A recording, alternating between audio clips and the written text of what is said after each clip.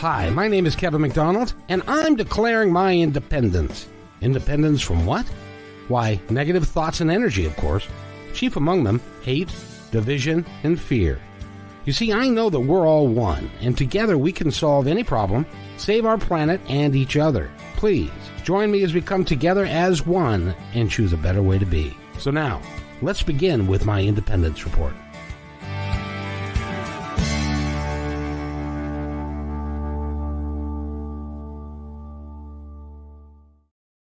And it is featuring Reagan Forston. Oh boy, we're getting lots of feedback. And Natasha Venter. Hello, everyone. Hello. Okay, well, it is what it is. So how are you guys doing this week? Doing fairly well. I'm going to check something out for us real quick here. All right.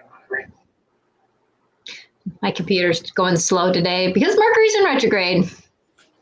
So it's just one of those things. And I don't know if you can still see me, but I'm going to go to my YouTube and make sure everything is closed down for us. So if that maybe help. I just got to do this. And then, so how is everyone? Good. Good. It's been a good week. It's been a good weekend. Okay. Yep, I'm muted, so we're good. Okay. Yeah, I'm not hearing the static now. So that's yeah, we'll just have to know that Mercury's in retrograde and, technology. And that's what was happening last week and the week before that, because we have a shadow effect going into it. So, if things don't work quite right, that's why. Yeah. There you go. And Regan was just telling me about his week. He had a really nice, busy week, including a podcast he did with someone from merry old England. Including a what? Did you do a podcast from somebody in England? Oh, yeah. It was, this guy has a little studio, and it's a little town in England somewhere. And I don't think he quite understood what my deal was all about, because it was kind of, his eyes just kept bugging out. He's a really sweet guy, really nice guy, young man there. So we just talked we did like a 15, 20-minute interview. He does 2 of those and then puts them on the show every week, So I don't know what he thought it was about, but when we started talking, he was like, what? Because in their 20s, this is pretty far out stuff, people going to past lives and things. So, well, I had about 8 hours more of in my training for the QHHT, the quantum healing hypnosis, and that it's just amazing. Some of the sessions, I saw a couple of sessions in there, and it was amazing. The one of the instructors there knew a past life she went to that was, I think I mentioned that last week, because it was she was being burned as a witch, right. And in that past life, and it was just to show us what some of our clients might go through. But I meant to reiterate, some people are afraid to go to a past life because they're afraid of that. They think, well, what if I'm, being butchered or something and I have to relive that? And it's not a big deal. It's maybe just for a moment, and we sense if that's happening, and then we have you look at it from outside your body. So, none of the clients I've had a few who've had rough deaths like that, and it's not been really an issue with them, because part of them knows that they're there and it's not really happening, even though that feels like it for a moment there. So people don't have to be afraid of that anyway, to do that. You might be embarrassed that you were doing, like I had a couple of women that were having affairs in other lifetimes, and in this lifetime they wouldn't even consider that. So they were a little bit. Well, one of them just giggled. She goes, "Wow, I was really having a good time there." But because she was in a loveless marriage, and this, there was some guy that she worked with in a printing shop in England, and they were having a little tryst one of the motels in town. But it was interesting when she was in hypnosis and her now self realizes that, and you could just see her eyebrows going up like, she goes, oh my God, I'm having an affair, at the same time she's witnessing it. So very interesting what we did in past lives. Yeah, Natasha, I've identified it, and apparently it's you. We're getting feedback from your microphone. No, I don't know what it is. So. Oh, okay. Well, I turned off my things and that kind of stuff. So I'm hoping it kind of works its way out. But, and that's the thing that I think that we all kind of have to get over in a way as past lives start to get to be more known is that at one point in time, we were all somebody. So we were all someone who was burned at a stake, hung, a murderer, or a murderess, or someone who was poor, someone who was rich, someone who, just, didn't care, someone who really cared. There's just all these different, sometimes we were leaders, sometimes we were the poor people, it's just, we're all somebody because we have these experiences that our soul needs to learn. Yeah. And the more that we can tap into, and that's what I think about this lifetime, even specifically for me, I can speak is that I'm aligning so much into my soul of all the past times that I've been alive and aligning into them so that, hopefully the next time my soul comes, that it doesn't have to work so hard to get, it knows everything. My soul knows everything, but yet this body and this mind needs to recognize it. But I feel like the more that the body and the mind and the soul and the emotions and everything can come along for the ride in one lifetime, it just it's almost like the puzzle pieces come together at one lifetime. So then it kind of can go on to a different journey in the next lifetimes. And I think that witnessing a lot of people, we're kind of coming together in this lifetime. Past lives aren't so weird. We're not so stricken by so much, like in the Western days, you were God-fearing people. We were God-fearing people. Well, we're not so God-fearing now. We're more companions with our higher power than we are fearing him. And, so there's all these different realms of who we are. And I understand that, if we were, like a Native American or an Aborigine or someone of the native of the land, whoever they're called, we do find more spirituality in those lifetimes. And so we do find the connection. But I think, like for me, I was just told that my soul, if I go back into my past lives, like I was listening to Kevin's last person that he interviewed, there was an author that he interviewed, and I was like going, I know a lot of that stuff, but why don't I recognize it as my written stuff? And I was told by my guide that I'm connecting with my past lives. Well, just start practicing, go back in your past lives, and that's like a book.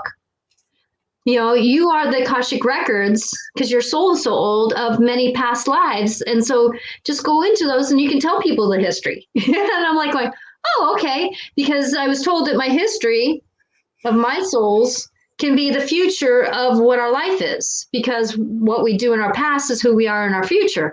And so with that I could help a lot of people go through that if I just tap into my past lives a little bit more. And that was kind of the adventure of the weekend. Yeah. Wow.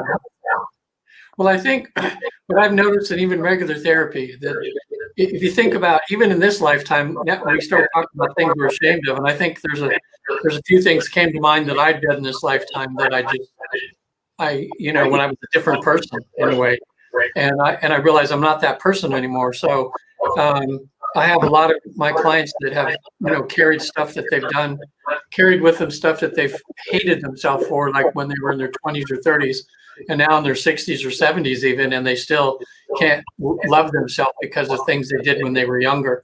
And once they start realizing that they got to get over that, they have to forgive themselves and realize that they've learned through that and they're not that person anymore, then they can begin to heal. So we all need to not be so rough on ourselves when we know we've changed, Mm-hmm. We're not that we're not that person anymore. So in a past life, same thing. We've all done bad things. So, And that's what I kind of think. It's like yesterday was my past life.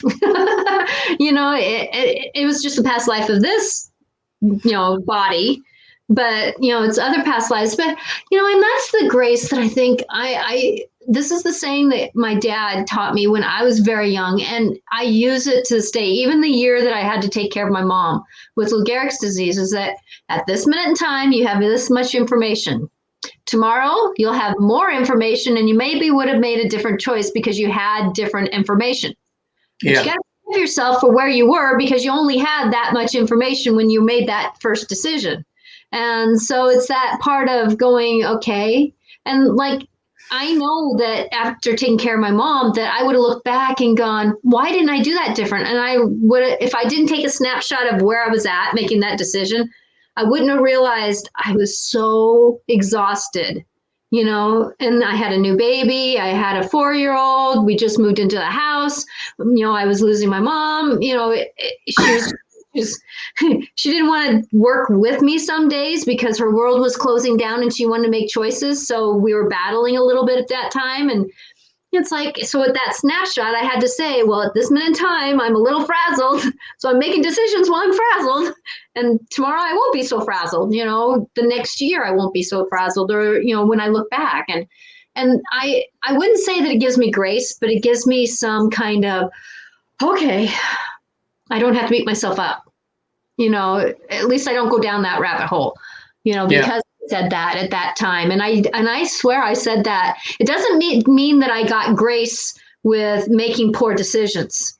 I am responsible for the decisions I make, but at the same time, I really have, it gave me the ability to take the snapshot of where I was at, so that I remembered I was beat tired, I was wrung out. I wasn't my true self.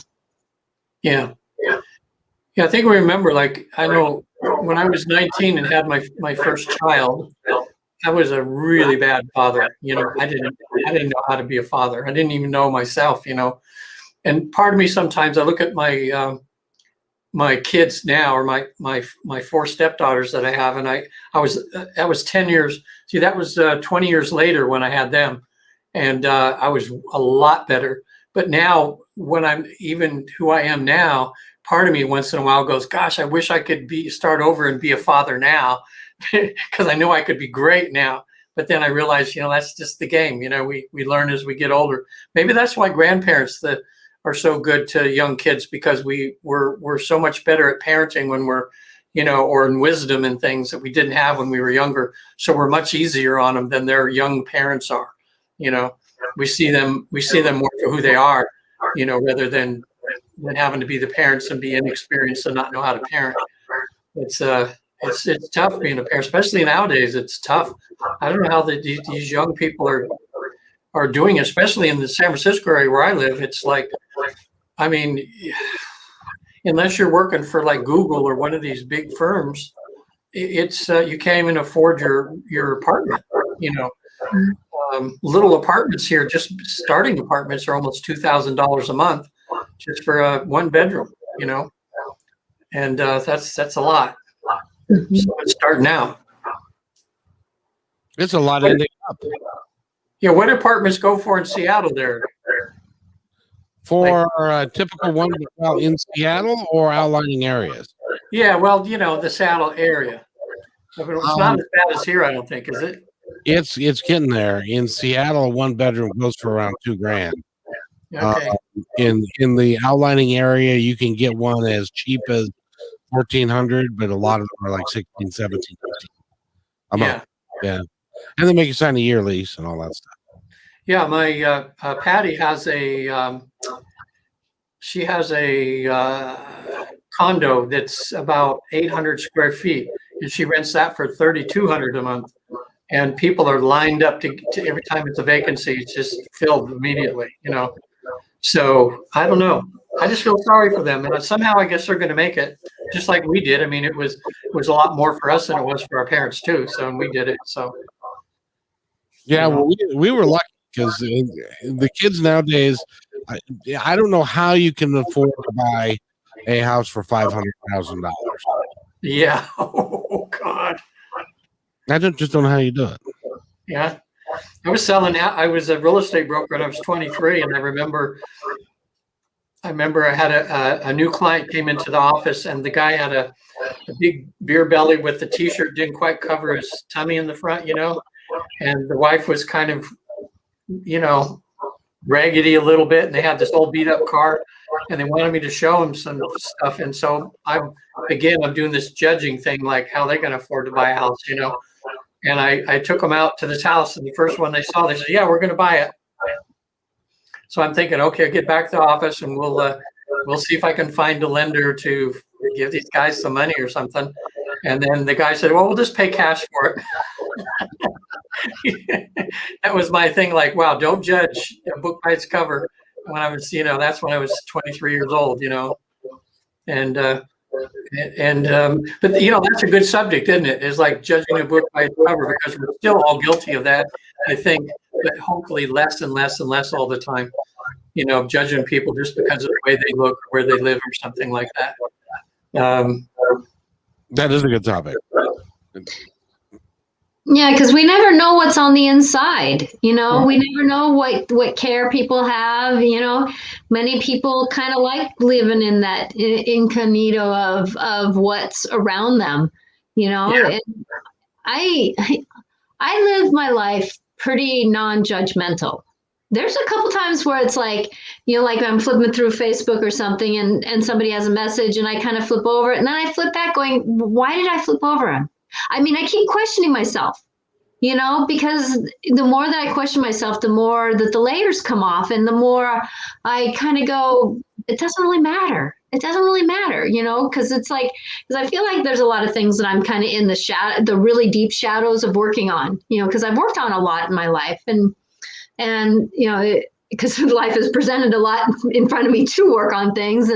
And so when I do work on I don't want to call it judgments, but just those things that just kind of are you don't even think about flipping through and going, I'm not interested because of something, it could be the length of the hair. It could be the unkeptness of a beard, or it could be, someone has a tattoo right here, or, it could be just something that's an unconditional or an unconscious thing that I'm flipping through. But I kind of go back and go, wait a minute.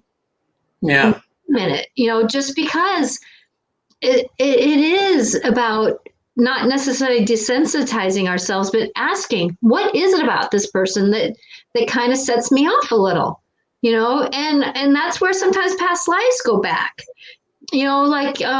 maybe, this one person who, and I'm not naming anybody necessarily, but real shaggy beard and hair that was unkept. And well, maybe he was the one that beat me up one time in an alley in a past life, or someone who kind of looked like that, or had the same sound, that those are those things we got to kind of have to check in with too.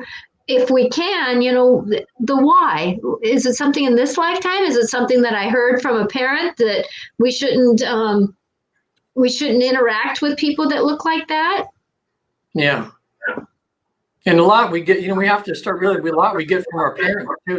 Because I remember back in Indiana, I think we talked about this one time, but the neighbor boys, their parents were really prejudiced or something. So my dad wasn't, because he owned a small 5 and dime store in a poor part of town, and I would go there and work with him sometimes, and he never said anything about the different colors of people or anything like that. But right back in Indiana, and I didn't realize just how prejudiced that state still is, and so but the neighbor boys, they were always saying the N-word anytime they saw someone black, and I didn't understand that until I went home with them, and their dad was talking that way, and so I just saw, well, I was lucky that my dad wasn't that way, so I didn't have to get over that like a lot of people have over there, because that's really, with the Trump thing and everything that's been happening recently, and it's amazing just how that part of our society has shown itself now, as we talked about a little bit last week. It's out there, and it's something for us to really look at, and each of us examine on our own, and look at our own prejudices that we have. because some of them that are out there now are so blatant. It's just shocking nowadays, but that's the truth, I guess. You know what we have to deal with in this country. Yep, it's called personal choice. You know, that percent that we have as humans is interesting to take a look at to see what is a truth for us, you know, and that's why I always kind of say that love is the truth with a capital THE, you know, because love, even if it's tough love, it's always for the kindness. It's always for the greater good. It's always moving someone forward. When you have love of saying no, you know, you're looking at why am I saying no? I'm saying no because you need boundaries. You know, it's that love. But then when you're just hating someone and there's not love behind it, you know, it's interesting because I had a conversation with someone a friend of mine, and she says, you know, I'm upset at the situation. I'm not upset at the person. I love the person. I'm just upset at the situation. And I'm very upset about it, actually. And we talked about it. And I said, thank you for that language, because it's like we have to kind of get down to what are we really upset about? What are we really looking at, you know, for that truth? Is it the situation? Is it the person? And many times we kind of gom it all together, that person is doing something that I'm not liking. Well, you know, like, you know, I work in an elementary school, and, you know, the principals and the school districts, you know, there's how many thousands of kids and parents that they're having to interact with, and they're having to make choices of the greater good. And they're not going to please everybody. And so sometimes I don't like the decision that was made, but in the greater good, I have to kind of understand that, hey, I can't be mad at the person making the decision, but I can be upset that the decision was made that way because it doesn't sit right with me. But I'm one of the many. And that's the thing is that the greater good, I hope, is coming out. And then as it filters down to me, I can do the greater good for it so that it comes across in a loving way. Now, Natasha, I wanted to ask you a question because you said this weekend you were busy reviewing past lives through the Akashic records. Tell us a little bit about that. Well, I have a gift of being able to, and I was told this from it's a newer guide to me, and it's kind of nice because she's kind of coming in and helped me with this, that when I do a session with someone, and I understood that I have a hard time sometimes with names, and she goes, because you look at their soul. You look at what their soul needs to work on to get into a lighter life this lifetime. And so for me, I kind of go straight into the soul of the records. Sometimes we go to a past life. Sometimes we go to this life. And when I'm practicing on mine, it opens up the door to work with others more. And I've always had knowings with me about what I've done. You know, I remember past lives where I was actually the angel that was on the battlefields picking up bodies off of the battlefields or trying to convince them in their ear. I remember whispering in their ear, you know, come on, you can do it. Keep going. Just crawl a little bit more. Stay low, stay low. You know, and maybe all they were thinking was, I got to stay low, but I got to keep going. But I was their support moving forward. Or helping a soul come off, you know, if it was a body and the soul just needed to be cuddled and cradled, that I would kind of put my wings and my arms around them and take them off the battlefield.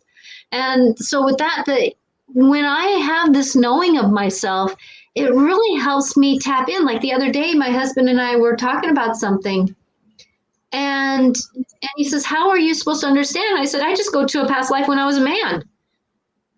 And had the same situation. How did you see these past lives? Just by going within, in other words, or were you with somebody that was helping you experience a past life? Just you on your own decided to do it? Me on my own, yeah. So what I do is it's almost like I do this so quickly. So thank you for letting me explain it. It's almost like I go backwards quickly and then go into before I was born. And then I kind of go into this space. Sometimes it's like me walking into a big auditorium, and that's where all my past lives are, and I can pick and choose which one I want. Sometimes when I'm looking at something, I just kind of go back to that one. It's almost like a road going back to that one, and I stop there. And one time, like when I was having a problem, it was kind of at a peak when my husband and I were having problems with just life, and I sat down, and I had my Native American guide. She came and she put me in a canoe, and she took me up the river, and of all the past lives that my husband and I worked together, and then took me back to when we were souls, when we were in a house. Kind of, it almost felt like the Netherlands or Scotland or something like that. We were just a house, and we were talking so nicely. We would just had the great communication.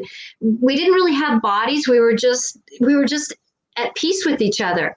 And she says, "This is what you can have." Well, when you did it this weekend, I'm just trying to think of the process, how it's different for a medium who has kind of a connection already, and then somebody like me that gets people in hypnosis to do it. So did you think, oh, I want to see some past lives, and then you sat down and did a meditation or something, or were you just like awake like you are now and it just came?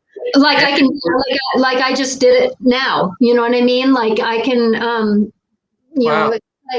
Okay, so going back, I was a caveman, and so it's just me kind of, if you kind of saw my body, I was kind of weaving my way through, I kind of weave my way through some past lives, and then, going back and being a caveman and just going, and the language, Wow. basically the language.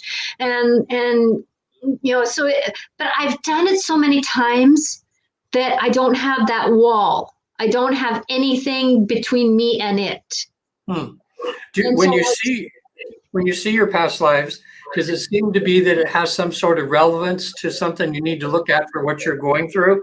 Or is it just you see some of these things and it doesn't really have a relationship to what you're going through in your current life? Like, most of the time it has some kind of certain significance, like the other morning, when you were talking about your friend who was found burning at the stake, and I said that I had a dream. I woke up from a dream where I was witnessing myself being burned from a stake, back when it was back in the early English times, and they were burning me. I was a man, and in those little the outfit was puffy. The pants were puffy, and kind of, it was that kind of like almost girlish, you had the leggings and that kind of, like bloomers, like. Yeah, exactly. But it was more bloomy, it was like at the very beginning when that kind of came on, and so what I found out, though, that week was set up that I was really trying to balance the difference between gaining my own empowerment and being empowered with my partners. And with that kind of that balance of knowing how to interact with because a lot of times in my past days of this body, past lives of this body, that whenever I found somebody who came in, I usually let them take over because of my dyslexia and stuff, that I thought I was less than. But now this time, it doesn't matter who I am. I know I have strengths. They have strengths. I have weaknesses. They have weaknesses, and we can balance that out. But it's that partnership of I and we. And so with that I'm finding a lot of things are coming up. Like the other day that I went to get into someone else's Zoom because we're partners, and she actually took over my Zoom. It was like, how did that go from me going to hers, and then she came into mine? But there again was another thing that synchronized. Okay, who am I working with, and how am I staying in strength, and how am I letting things take me over, or am I going to just kind of say, what, can you just give it back to me?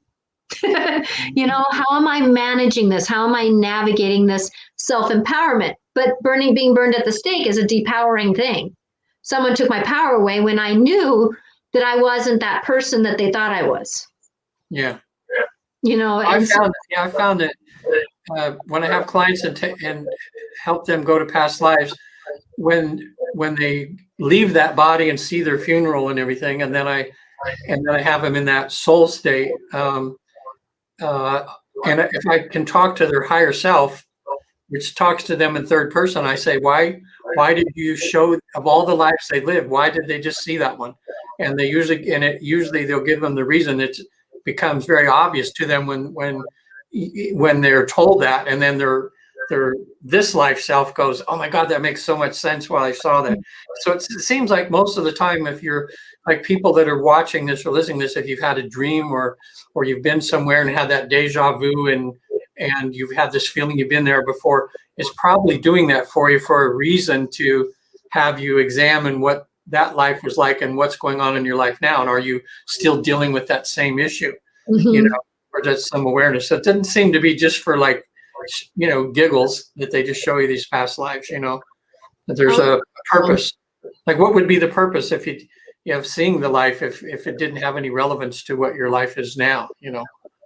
So yeah, Kevin, you I forget before, you've had a past life regression, right? Or you've had someone tell you about your past lives before? Yes, sir, I had. Yes, I did, as a matter of fact. Do you want me to tell you about it? Yeah, tell me, give us one of those. Yeah, it's one of those where I went to a hypnotherapist because there was an issue with loneliness or being part of a group, or there was something having to do with that, and she wanted to work me through that. And so I went back, and I was a Native American child of about 13 or 14, and I was rambunctious and I didn't listen to reason. That's what it was. I was not listening to reason. And to my workmates and the other people that were surrounding myself. So I went to her, and she put me back, and this Indian boy had it was on the wild side, and so they actually banished him. They banished him? They banished him from the tribe because he was not fulfilling the work that needed to be done. And I'll never forget. I have a clear picture in my head of him in amongst the rocks, and it's nighttime and it's cold, and he dies of hypothermia. Oh, so you knew how you died? Yeah, because it was cold and he had nothing, and they just said, no, you're not following the rules of the tribe, and so we've decided that you're not to be here anymore. Wow. Yeah, I still have a picture of what it will look like. Yeah. How did that you know, with what you were going through at the time, how did that, tell me again how that made sense to you? What were you going through in this life? Yeah, it made sense to me because I was at that time I was having trouble with peers and other people, and not getting along, and not working together in a group setting, and so there was a lot of anger and a lot of I want to do it my way and stuff like that. And what that was trying to show me was that you can do that, but it could kill you if if you're not working together with other folks and other people. So because of that, did you change your behavior at all? Oh yeah. When you get something like that, then it becomes really pretty clear that, as a matter of fact, it was Dominique Glob that I was seeing, and she does past life, or she does life between lives regression too.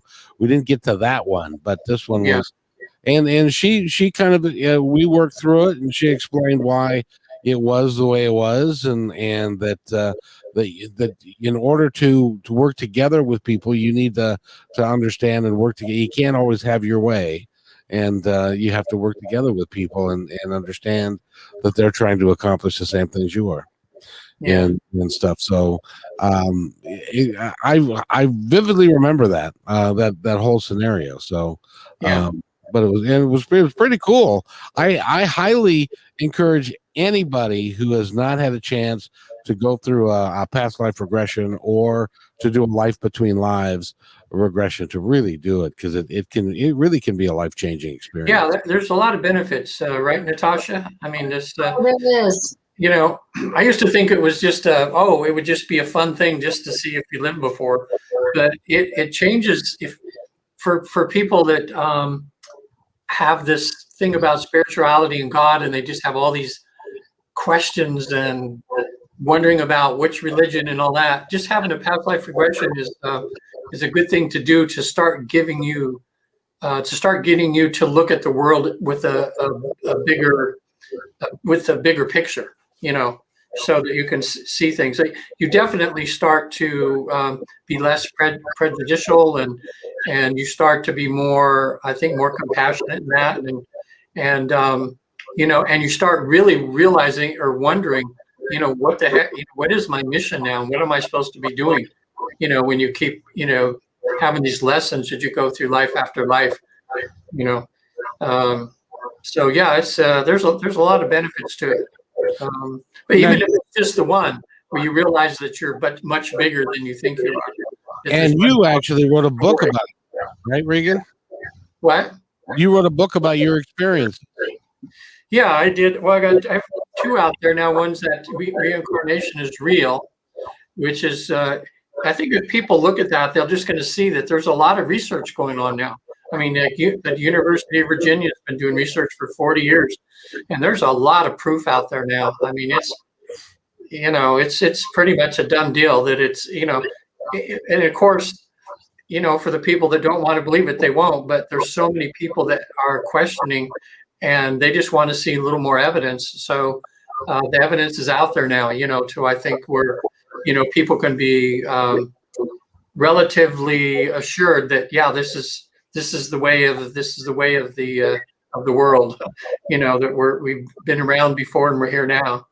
So, you know, I just and on my website it's free. I'm giving it away for a while. If they want to go to the visittheafterlife.com, they can get a free copy. And it's really cool because it's a ebook, and I love the ebook because in there I put links to videos, and so they're reading, and then they can click and they can go and watch a video and then come back to the book and then go to another video. So it's kind of, you know, audio visual. It's a nice little book, you know, just to get them thinking, you know. Natasha, have you had a favorite book or something that talks about mediums for people to be like, because I mean, since I've known you, I realized just how little I knew about mediums. I just kind of thought I knew, but you know, it's been great knowing you, because now I see it as more of a real thing, as more of it. It's, hey, just like the past lives is real, the mediumship is real, you know. And I just wondered if someone has written like an all-inclusive book about mediums for someone who is just really curious about that subject. You know, John Edwards has written a couple books. You know, though, like I've said a couple times, that I have not been a very strong reader, so I have not read a lot of books on that intuitiveness because of just my dyslexia. I don't know of a lot of books out there because I'm not drawn, or have not in the past. And now that I'm doing the work that I am, a lot of those books are the one-on-ones when I'm on the, you know, they're the beginning math when I'm on the calculus and physics, you know. It's like, yeah, I'm not drawn to them at all. And I am actually, with a friend of mine, starting to write a book about some of those things, and yeah, you know, doing different things like that on how to do different things and how to believe in oneself. But I know that John Edwards and who else? There are a lot of the better names out there. I would stick with some of the better names just because they have some, you know, time into the craft. Yeah. That would be John Edwards. He would probably be good and everything, because, you know, people listening to us now think there's so much information out there. There's probably, you know, if they just Google it and put, you know, best book on mediumship or something, or a lot of people need to realize too that they may have some skills that they could be a medium if they wanted to. They just need to know how to flip the switch. you know, and I know there's a couple of psychic, like here in Berkeley, I think they have the Psychic Institute or something, and I know people that have gone there and they've been able to find out. Yeah, they can actually see the future. They can read people and that, and they've always kind of felt that. But at the school, they help them kind of, you know, get those switches turned on more fully, or have them, you know, realize what's going on. Well, and two, you know, it's like I have a class that I like to do that for people too. And, you know, like I tell people, the best thing to do is start practicing, because that's what we're waking up, is our inner truth. And a lot of that is that inner voice that tells us, oh, my tummy's upset. I don't think I should do that. You know, it's like, you know, no, there's something that's off about this. And it's believing that, you know, it's that. I'm going to label it, it's the woman's intuition, or that woman's feeling that has been called, you know, has been labeled for so many years, so many generations, but actually it's male, female, animals, whatever you want it to be. And it's just amazing how to work on that, but it is trusting, you know. Like for me, when I see a past life, I trust it, because I've got that line is so open now. And it's just interesting how we can work with ourselves. But a lot of us have been taught. It's been taught out of us. So it's not necessarily turning on the switch. It's just. Excuse me. That's pretty cool. So Natasha, how does it work for you? Because like John Edwards sees symbols, they show him symbols. Matt sees people. Others see it different ways. How does it present itself for you? I get it. It depends on who I'm working with. A lot of times I'll get a movie in my head, or I will get or I'll hear voices, or I'll kind of, like, sometimes when I hear that I need to take a left, I'll feel a tap on my shoulder, or I'll feel kind of an energy on my shoulder. So it really depends on who's working with me, which guide is working with me, depends on how I get the language. Like past lives, a lot of times I'll see it in the movie, or I'll hear the language around it.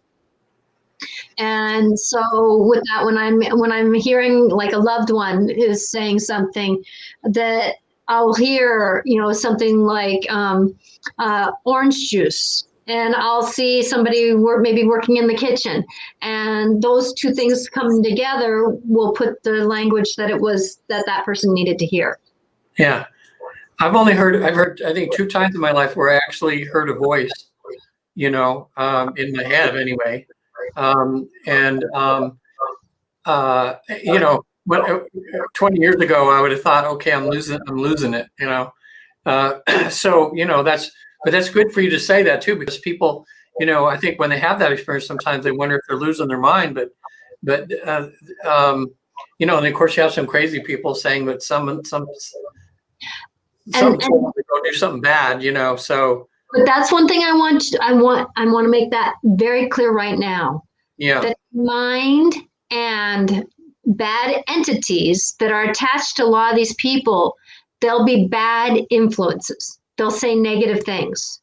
They'll bring you down. The good guides, the good angels, the ones that are higher selves will always say, you might not want to do that. Or, oh, that'd be a great thing. You know, it's like they have even if it's saying no, they don't have that bad shoulder. You know, it's the voice of the good shoulder. You know, that metaphor of the one on sitting and one on the other. You know, it's like, you know, the mind is sitting and the entities are sitting on one side, and the good angel and the higher self are sitting on the other. But there's never a negative, bad guidance.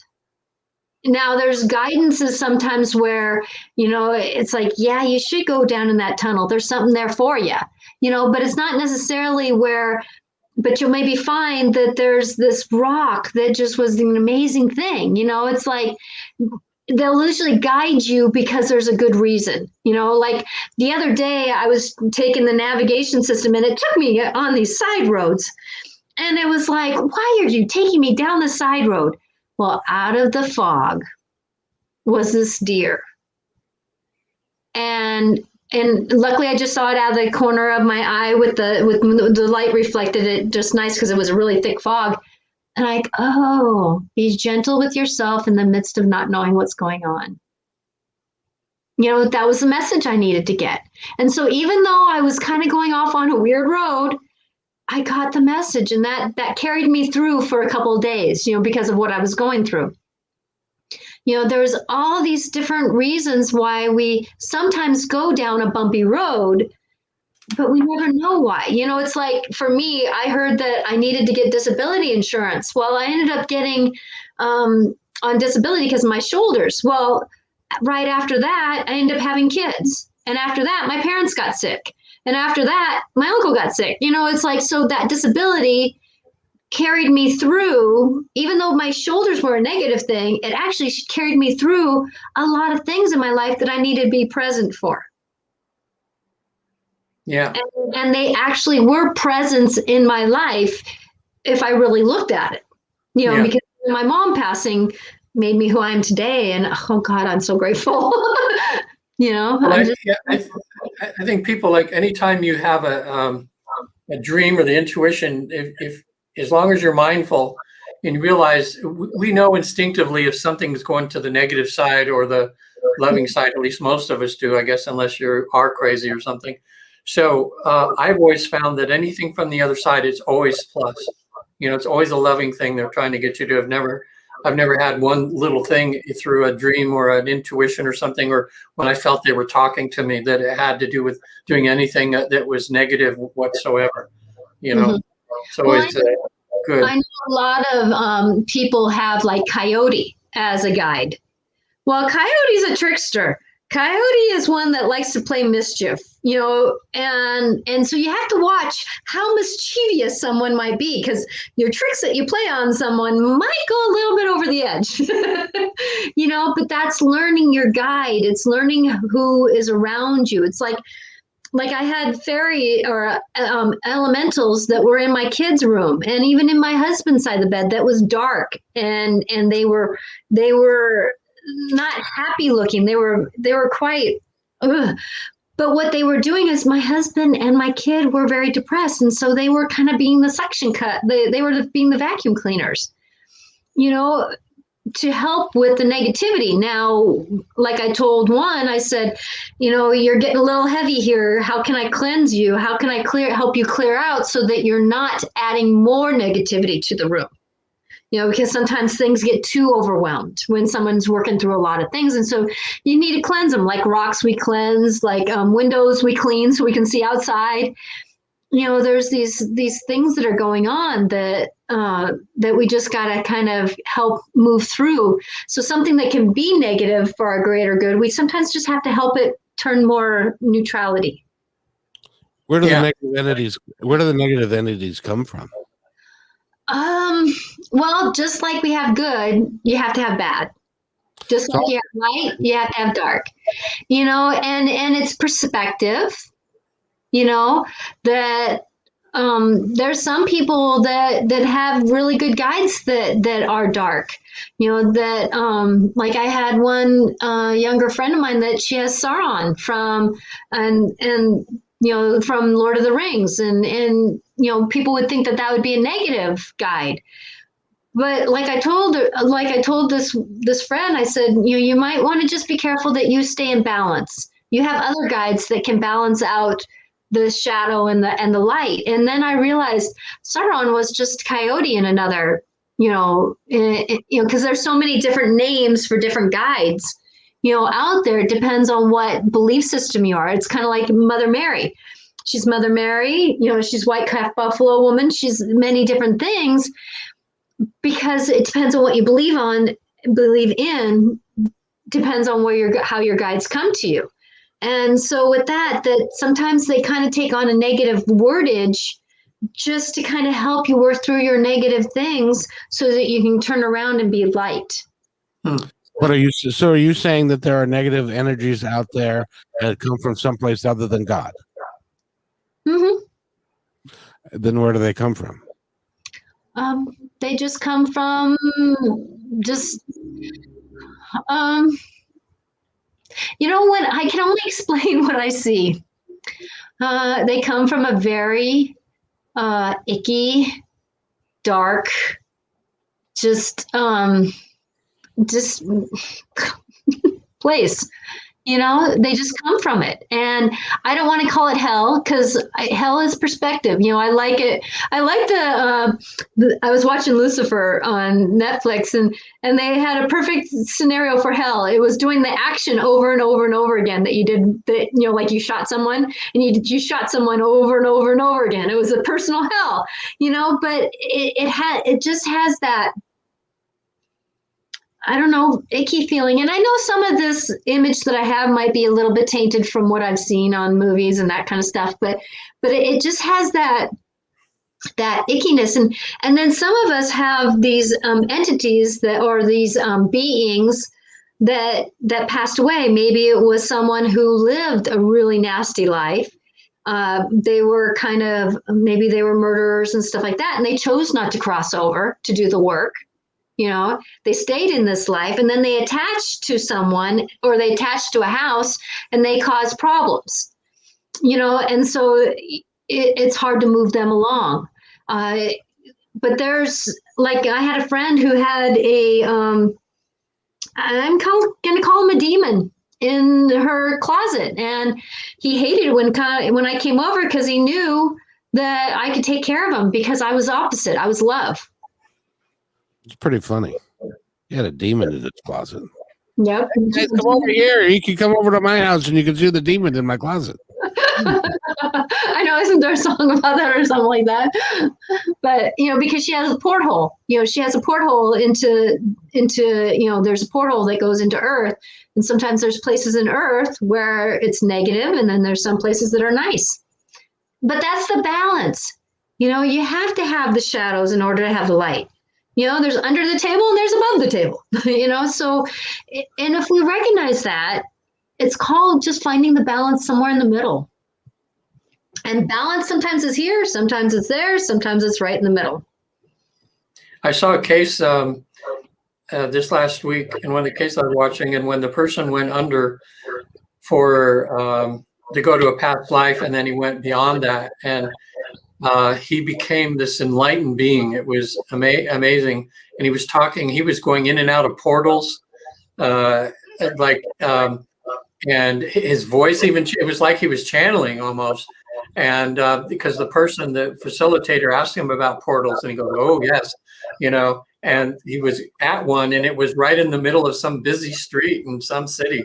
I forget what it was, but he was just talking about how to see them, how they looked and everything, and how they open and closed. And, some of them are there longer. And then some of them are at the places that we all kind of know about, like Mount Shasta or Sedona, or a couple of, where the energies are such where they all come together, where there's these portals to, to other places. So it made it seem really real the way he was. And when he came out, he was like, whoa, where'd that come from? But it was, we were all watching and just like on the edge of our seats. It was amazing, what they were doing. So, boy, there's so much out there. Oh, hey, I saw a good movie this week. Just came out on Netflix, just called The Dig. Just The Dig. And it's a true story about, in England, a woman whose husband had passed away. I think she had 50 acres or 500 acres, this big, rich woman. And she'd always seen these mounds on her property and wondered, she just had this feeling that there was something in those mounds. And so she hires a local guy who's like an amateur archaeologist, doesn't have formal training, but his grandfather did it and his father did it and taught him. And he comes out there to dig, and they end. I won't tell people to watch the movie, but the movie's all about, it's the biggest find they've ever had in England on this woman's property, but it's all about the past and it changed the whole way at the time. And when that happened, it was just after World War II. Actually, it was at the start of World War II because they had planes going over at one point. And on the radio they were talking about, they were going to have to go to war with Germany and stuff. But when they found this, their whole view of that time period where they thought people were too stupid and everything, but the artifacts they found were amazing, and that so it changed the whole way they looked at things. But it's just, things like that about the history, about past, where we've been from, and what's all that's done on this planet. And Ray Fiennes or Ray Finn, I don't know, he's a really good actor. He's just superb in there. And the woman's absolutely awesome too. It's just kind of slow moving, but really good characters. And it's really exciting just to see how they find that, how they dig up what they dig up. It's good. Oh, exactly. In talking about, recently, last week, did a podcast, and a gentleman, it was the difference between creator and God. Mm-hmm. Very interesting as far as what he was putting out as far as creator. Seeing what was interesting, Regan, is in Journey of Souls, near the very end of it, or Destiny of Souls. And Michael Newton talks about the fact that there may be, and he wasn't sure, correct me if I'm wrong, but there may be actually levels of different gods, of different, like somebody who's in charge of this planet, then somebody who's in charge of the solar system. It's not the overarching energy of all that is, but it operates within that framework underneath that. That's what this gentleman was starting to talk about. A great deal. That's what I'm beginning to see too from all of the research we're doing too. When people, sometimes we ask them to go to a past life, they end up being at the source, what they call the source. In other words, back home where they were first created. And they describe it as this, just being part of this energy. Mm-hmm. And it's like everybody's like there's zillions of little gods, and they're part of the big God. But when they're in this energy, it's like they're everything, but that they have their own specific personality or they have their own self, but yet they have everything else too. So which makes me see in the Bible when Jesus talks about being one with God, that he and God are the same. That's kind of the same thing. When they're back to source and you're part of the whole energy, and they don't want to leave. They go, and so we have to ask them. They say, well, no, I don't want to leave. And we say, well, you're in a body now that we're talking to, so apparently you left. And then they'll get down to like, oh yeah, I had to go down and learn some things or had to do some things. But when they get back to the source, it's the coolest thing when they do that. And you really see that they're back home where they were created or from in creation, but a lot of them talk about, like in the afterlife, what Michael Newton's books have shown is that there's an infinite amount of jobs to be done in heaven, and some of them are to go and start creating other planets, or to, like, I remember in some of the cases they went to their past lives, and then they're in heaven, and then one of their experiences in heaven with a bunch of other souls, they were going to these planets and they were learning how to create minerals to prepare planets for life, so they were, like newbies in this one life, trying to learn how to. And they were doing like a trial and error kind of thing, like, oops, that didn't work, kind of thing. So it looks like this creation thing is like we're all created by God, or we're all part of God, so we're all that creation. But part of that is that part of us that's God actually has the ability to create.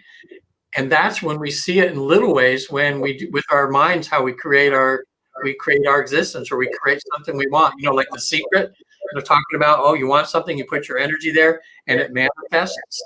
So it's just, down here, we're doing it on little things, but just imagine if we're, creating a galaxy or something, it's like and that shows you the power that we have to create what we want and to create our future, to create the kind of life that we want.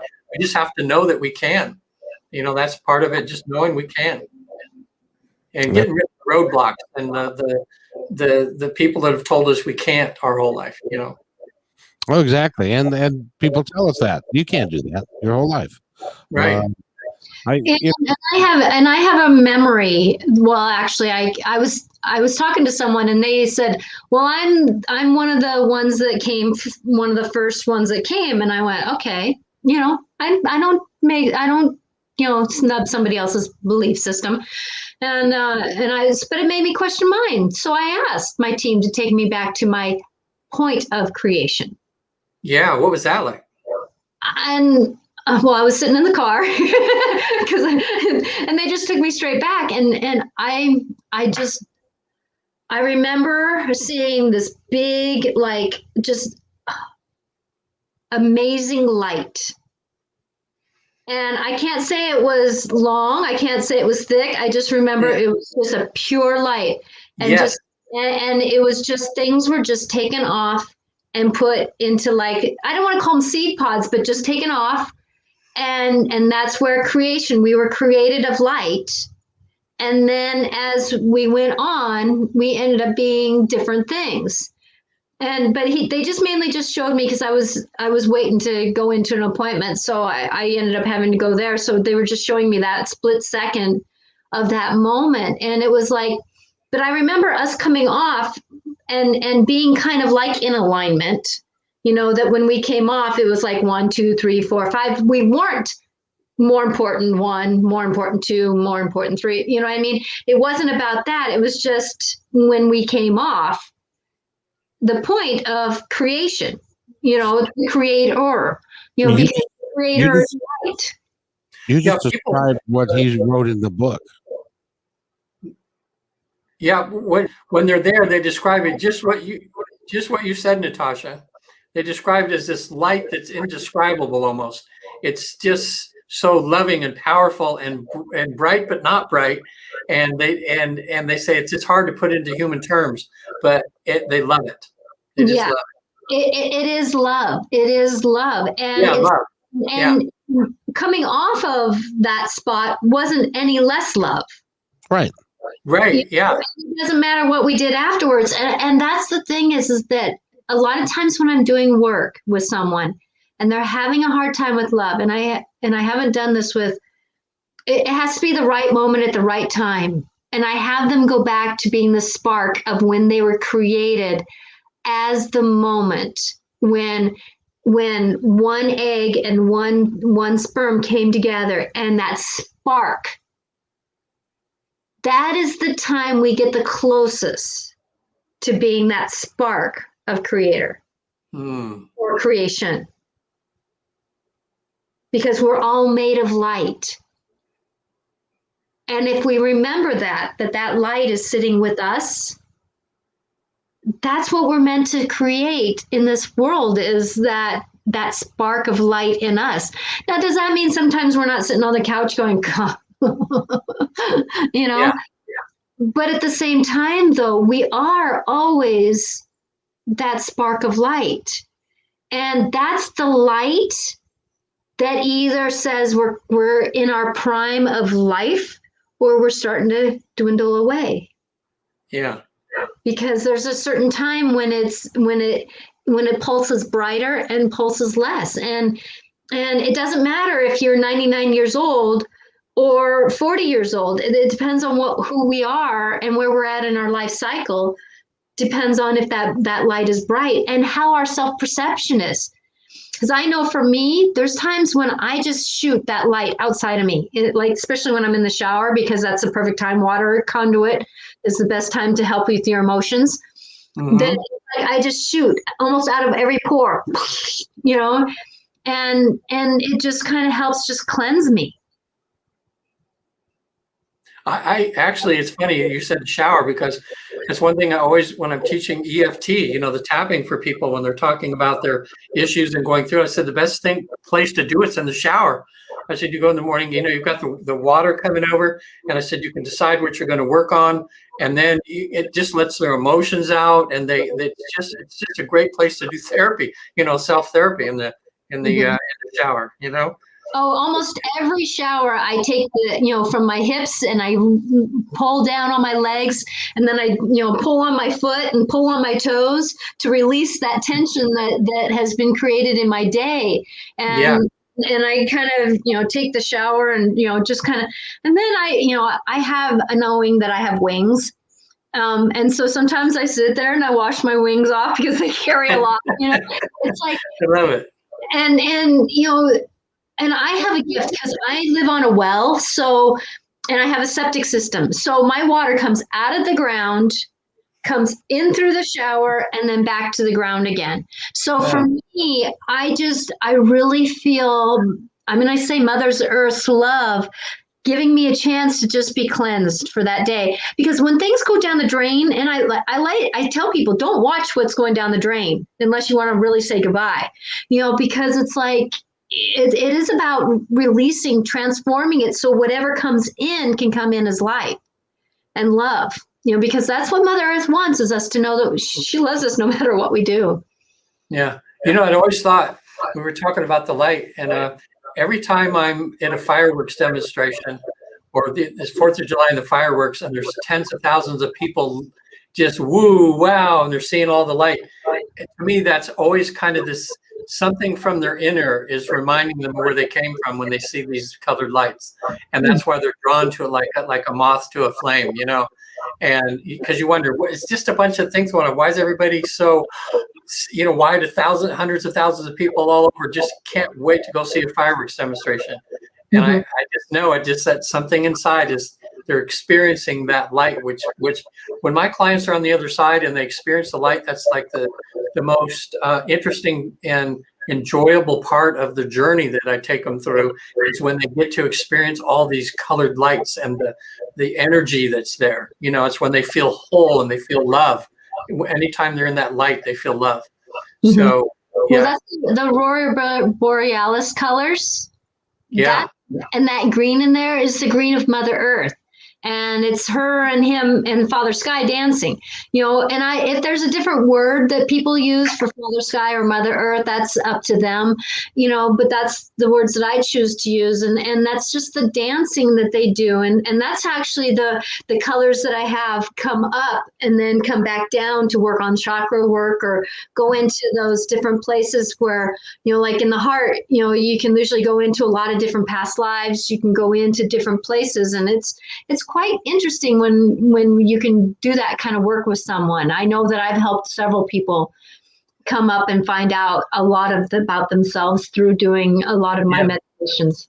Yeah, one time, Natasha, because I think you know a lot more about this than I do, but we could do part of a show just talking about the different colors and what they're used for. Like I know different people will use like orange for one thing when they're imagining, or the white. I usually have people put a white pyramid of energy around them before we start doing the past life stuff, protection and that. But I know the different colored lights and the different colored, it's like, when you think about it, colors were invented for a reason, not just so they were pretty colors. I mean, every color has a certain different vibration and a different energy, and they're used for different purposes, So I think you know a lot about that, don't you, Natasha? Quite a bit.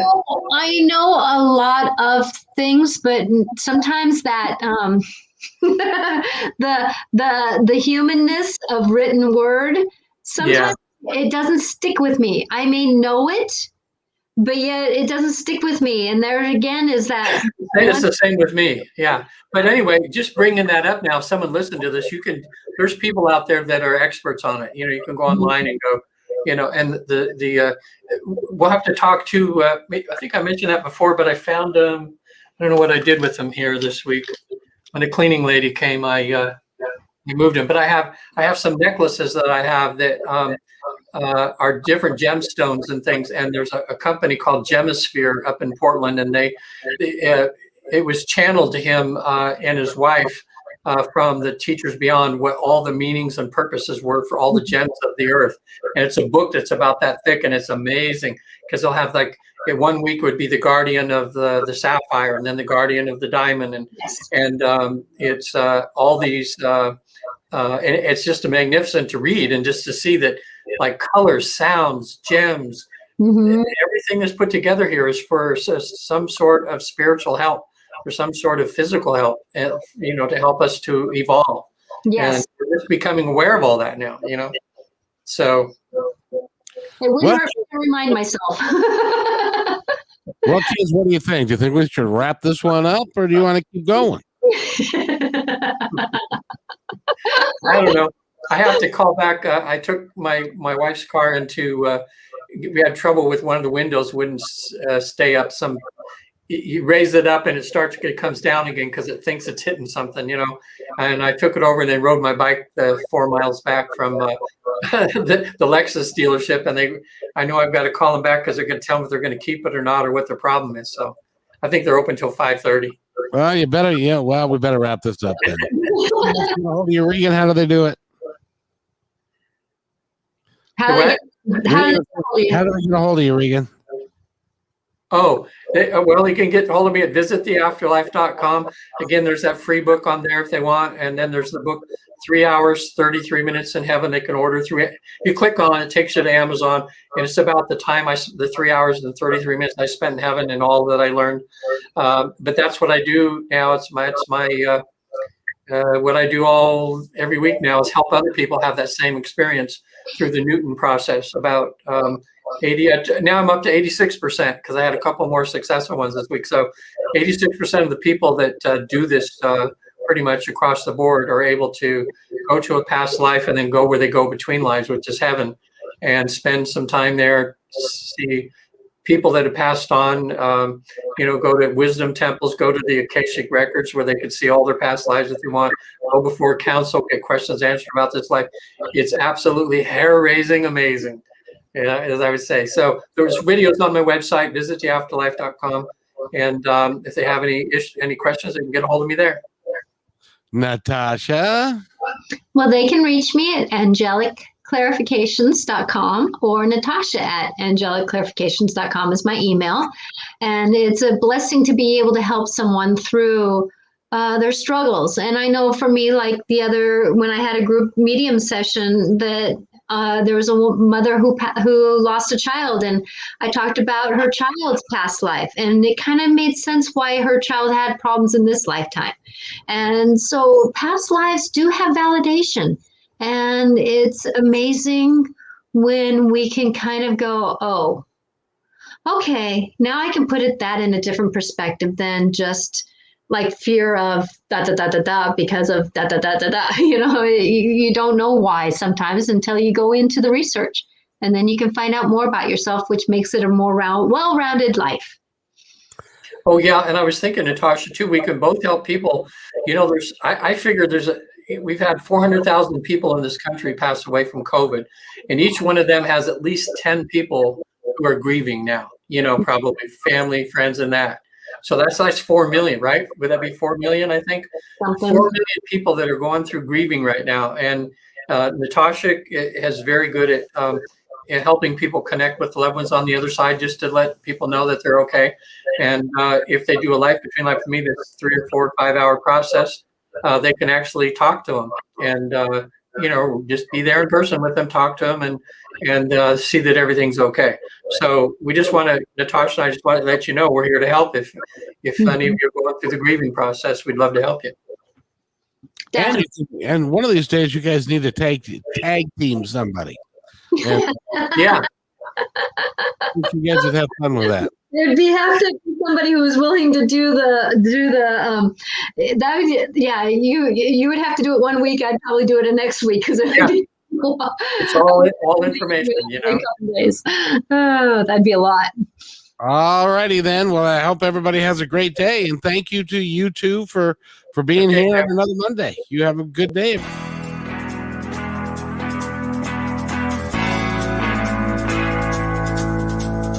Hey, and thanks for listening to this episode all the way to the end. Hey, pretty cool. Hey, don't forget to follow us so you can receive regular updates and new posts. And remember, take care of each other because each other's all we got. See you next time on My Independence Report.